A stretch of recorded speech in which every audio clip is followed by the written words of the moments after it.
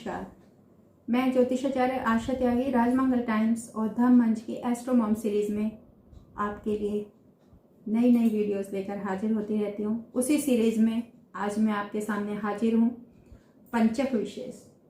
हम सभी लोग जो हैं, चाहे हम कितना ही आधुनिक हो गए हों, लेकिन कुछ चीज़ें ऐसी हैं जिनके प्रति हमारे मन में आज भी एक भय और आशंका हमेशा व्याप्त रहती है। और ऐसे में हम आस पड़ोस में या किसी से, कोई बड़े बुजुर्ग हमारे पास ना हो, तो हम कैसे ये चीज़ें जो हैं इनके प्रति अवेयर हों। कुछ चीज़ें ऐसी हैं कि अगर हम आज उन्हें सीख सकते हैं तो कल हम अपने बच्चों को भी उन्हें सिखा सकते हैं। इसलिए मेरी कोशिश यही रहेगी कि एस्ट्रो मॉम के जरिए हम अपनी मॉम्स को इतना अवेयर करें, इतना जागरूक करें कि उन्हें किसी सपोर्ट सिस्टम की ज़रूरत ही ना पड़े।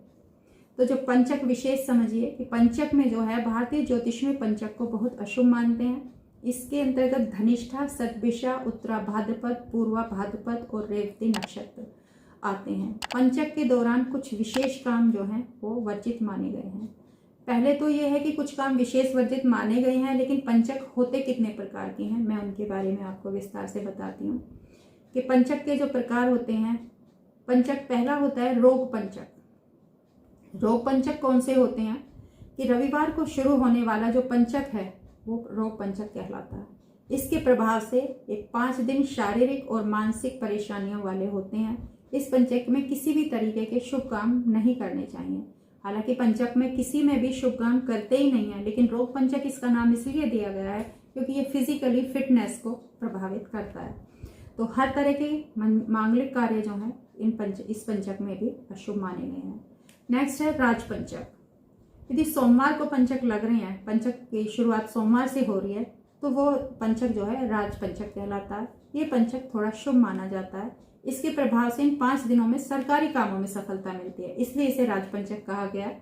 राजपंचक में संपत्ति से जुड़े काम करना शुभ रहता है। जैसे कहते हैं कि 1 प्लॉट का बैनामक रहा है तो 5 प्लॉट लेने के योग बनेंगे, 1 गाड़ी खरीदी तो 5, 1 साड़ी खरीदे तो 5 साड़ियाँ लेने के योग बनेंगे। तो राजपंचक जो है इसको शुभ माना जाता है। तीसरा है अग्निपंचक। मंगलवार को शुरू होने वाला जो पंचक है वो अग्निपंचक कहलाता है। इन 5 दिनों में कोर्ट कचहरी और विवाद का कोई भी फैसला अपना हक प्राप्त करने वाले जो भी काम किए हैं वो किए जा सकते हैं। इस पंचक में अग्निकांड का भय होता है। अगर आपकी कुंडली में मंगल राहु की युति बनी हुई है या गोचर में मंगल राहु का कोई इस तरीके का योग बना हुआ है, तो अग्नि पंचक में हमें बहुत सावधान रहना चाहिए। इस पंचक में अग्निकांड का भय होता है और किसी भी तरीके का निर्माण कार्य, औजार और मशीनरी कामों की शुरुआत करना अशुभ माना गया है। इनसे नुकसान हो सकता है। चौथा है मृत्यु पंचक। शनिवार को जो पंचक शुरू होते हैं तो वो पंचक मृत्यु जो है पंचक कहलाते हैं, मृत्यु पंचक कहलाते हैं। जैसा नाम से हम समझ सकते हैं कि ये अशुभ होगा। अशुभ दिन से शुरू होने वाला ये पंचक मृत्यु के बराबर परेशानी दे जाता है। इन 5 दिनों में किसी भी तरह के जोखिम भरे काम हमें नहीं करने चाहिए। इसके प्रभाव से विवाद, चोट, दुर्घटना होने का खतरा रहता है। करने भी नहीं चाहिए, लेकिन अगर हमें पता चल गया है कि पंचक स्टार्ट हो गए हैं और इस बार जो है मृत्यु पंचक योग बन रहा है, तो हमें सावधानी भी बरतनी चाहिए। 5वां है चोर पंचक। यदि शुक्रवार के दिन पंचक शुरू होते हैं तो वो पंचक जो है चोर पंचक कहलाते हैं। हमारे जो शास्त्र हैं, शास्त्रों के अनुसार इस पंचक में यात्रा के लिए मना किया गया है, मतलब यात्रा को वर्जित माना गया है। इस पंचक में लेन देन, व्यापार और किसी भी तरह के सौदे भी हमें नहीं करने चाहिए। और हमें धन संबंधी कोई भी फैसला नहीं लेना चाहिए। हमें धन हानि की संभावना रहती है, इसीलिए सौदे को या व्यापार को मना किया गया है। छठा है, इसके अलावा गुरुवार और बुधवार को जो पंचक शुरू होते हैं उसमें ऊपर दी जो भी मैंने बातें बताई गई हैं पहले पंचक में, वो बातें जो हैं उनको इतना ज़रूरी नहीं माना गया। इन 2 दिनों में शुरू होने वाले पंचकों में कोई भी काम कर सकते हैं, मतलब इनको ना ज़्यादा शुभ मानिएगा, ना इनको इतना ज़्यादा अशुभ मानिएगा। अब पंचक में कौन कौन से काम हमको नहीं करने चाहिए। पंचक में चारपाई बनाना। अब क्योंकि चारपाई तो नहीं बनाई जाती हैं, बहुत रेयर कहीं गांव कस्बे में बनती होंगी, लेकिन पहले इसका माना जाता था। तो बेड वगैरह कोई भी फर्नीचर का काम हमें नहीं कराना चाहिए। विद्वानों के अनुसार ऐसा करने से कोई भी संकट हमारे परिवार पे आ सकता है। दूसरा है पंचक के दौरान जिस समय घनिष्ठा नक्षत्र हो उस समय घास, लकड़ी आदि जलाने वाली जो वस्तुएं हैं वो हमें इकट्ठी नहीं करनी चाहिए, इससे आग लगने का भय होता है। आज के समय में क्या है, हमारे इलेक्ट्रिक अप्लायंसेस, इलेक्ट्रिक का कोई काम हमें नहीं करना चाहिए। समय के साथ हर चीज़ का वो बदलता रहता है। उस समय घास से आग लग सकती थी, आजकल इलेक्ट्रिक अप्लायंसेज हैं, गैस हैं, पेट्रोलियम, कोई भी चीज़ें हैं, उन चीज़ों को हमें इकट्ठा नहीं करना चाहिए या नहीं खरीदना चाहिए। तीसरा है कि पंचक के दौरान दक्षिण दिशा में यात्रा वर्जित बताई गई है, क्योंकि दक्षिण दिशा जो है यम की दिशा बताई गई है और नक्षत्रों में दक्षिण दिशा की यात्रा हानिकारक होती है। चौथा है पंचक के दौरान जब रेवती नक्षत्र आए उस समय घर की छत नहीं बनाना चाहिए। जैसे लेंटर वगैरह हमारा कंस्ट्रक्शन चल रहा है तो कहते हैं कि लेंटर जो है वो हम पंचक में नहीं डालना चाहिए, वरना 5 बार लेंटर डालना पड़ जाएगा। मतलब पंचक का मतलब है 5 गुना।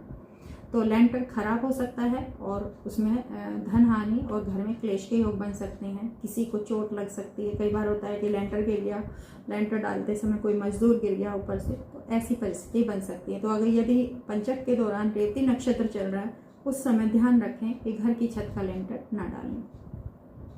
पंचकों में शव का अंतिम संस्कार, अब शव को तो नहीं रखा जा सकता 5 दिन के लिए, तो ऐसा मानते हैं कि किसी योग्य पंडित की सलाह लेते ही हैं सभी लोग और शव के साथ जो है 5 पुतले आटे के या एक कुशा नाम की घास आती है उसके बना के रखे जाते हैं, क्योंकि ये कहते हैं कि यदि किसी के पंचकों में डेथ हो जाती है तो आसपास में 5 लोग की डेथ होने का, और ये सिर्फ एक कहावत नहीं है, ऐसा होता है। हम लोग पढ़े लिखे लोग हैं लेकिन फिर भी इस बात को हम मानते हैं क्योंकि ऐसा होता है। तो वो 5 अर्थी जो है उसके साथ ही बना के रखनी चाहिए। इन 5 का शव भी पूर्ण विधि विधान से अंतिम संस्कार करना चाहिए, तो पंचक दोष जो है वो समाप्त हो जाता है, ऐसा गरुड़ पुराण में वर्णित है। पंचक में क्या काम शुभ हैं जो हम कर सकते हैं? पंचक में आने वाले नक्षत्रों में शुभ कार्य भी हो सकते हैं। तो पंचक में आने वाला उत्तरा भाद्रपद नक्षत्र वार के साथ मिलकर सर्वार्थ सिद्धि योग बनाता है। वहीं धनिष्ठा, शतभिषा, पूर्वा भाद्रपद और रेवती नक्षत्र यात्रा, व्यापार, मुंडन आदि शुभ कार्यों में श्रेष्ठ माने गए हैं। तो पंचक को भले ही अशुभ माना गया हो लेकिन इस दौरान सगाई, शादी जो है इस तरीके के काम किए जा सकते हैं। जिनको 5 गुना करने से हमें फायदा हो रहा है उनको किया जा सकता है। पंचक में आने वाले 3 नक्षत्र पूर्वा भाद्रपद, उत्तरा भाद्रपद और रेवती रविवार को होने से आनंद आदि 28 योगों में से 3 शुभ योग बनते हैं। ये शुभ योग इस प्रकार हैं: चर, स्थिर और प्रवर्त। इन शुभ योगों में सफलता और धन लाभ का योग बनता है। दूसरा जो मुहूर्त चिंतामणि एक ग्रंथ है हमारा, उसके अनुसार पंचक नक्षत्रों का फल, यदि घनिष्ठा और सद्भिषा नक्षत्र चल रहे हैं, ये चल संज्ञक माने गए हैं, इसमें चलित काम करना शुभ माना गया है। जैसे हम यात्रा कर रहे हैं, वाहन खरीद रहे हैं, मशीनरी खरीद रहे हैं, तो कोई भी काम शुरू करने वाला इन्हें चल नक्षत्र मानते हैं। ये अगर पंचक में ये नक्षत्र आ रहे हैं तो हम ये काम कर सकते हैं। उत्तरा भाद्रपद नक्षत्र जो है वो स्थिर संज्ञक की संज्ञा दी गई है उसे, तो उन्हें जो उत्तरा भाद्रपद नक्षत्र है उसको हम स्थिर संज्ञक नक्षत्र मानते हैं। इसमें स्थिरता वाले काम करने चाहिए, जैसे खेतों में बीज बोना, गृह प्रवेश, शांति पूजन और जमीन से जुड़े जो स्थिरता वाले काम है उनको हमें करना चाहिए। रेवती नक्षत्र ये मैत्री संज्ञक नक्षत्र होते हैं। ऐसे में कपड़े, व्यापार से संबंधित सौदा करना, किसी विवाद का निपटारा करना, कंप्रोमाइज करना, किसी से गहने खरीदना आदि काम जो है शुभ माने गए हैं। अब पंचक नक्षत्रों का अशुभ प्रभाव क्या हो सकता है? यदि घनिष्ठा नक्षत्र है तो उसमें आग लगने का भय होता है, तो हमें जो है ऐसी चीज़ों को थोड़ा सा ध्यान रखना चाहिए, अवेयर रहना चाहिए। घर से निकलें तो सारे स्विचेस वगैरह ऑफ करके निकलें, बच्चों को इस तरीके की चीज़ों से थोड़ा सा बचा के रखें। दूसरा है शतभिषा नक्षत्र में वाद विवाद होने के योग बनते हैं, तो बिना वजह किसी के झगड़े में सलाह देने ना पहुँचे। अपने सिर पे आती है तो हर कोई उससे जो है निपटना ही चाहता है या निपटना ही पड़ता है, लेकिन बिना वजह किसी वाद विवाद में ना फंसें। किसी से आपकी ईगो हर्ट हो रही है, किसी से आपके सेल्फ रिस्पेक्ट पे कुछ बात आ रही है, तो थोड़ा सा उसे इग्नोर करें कि बाद में देखेंगे। यदि पूर्वा भाद्रपद नक्षत्र है तो ये रोग कारक नक्षत्र होता है। इस नक्षत्र में बीमारी होने की संभावना सबसे अधिक होती है। तो थोड़ा सा हेल्थ के प्रति अवेयर रहें।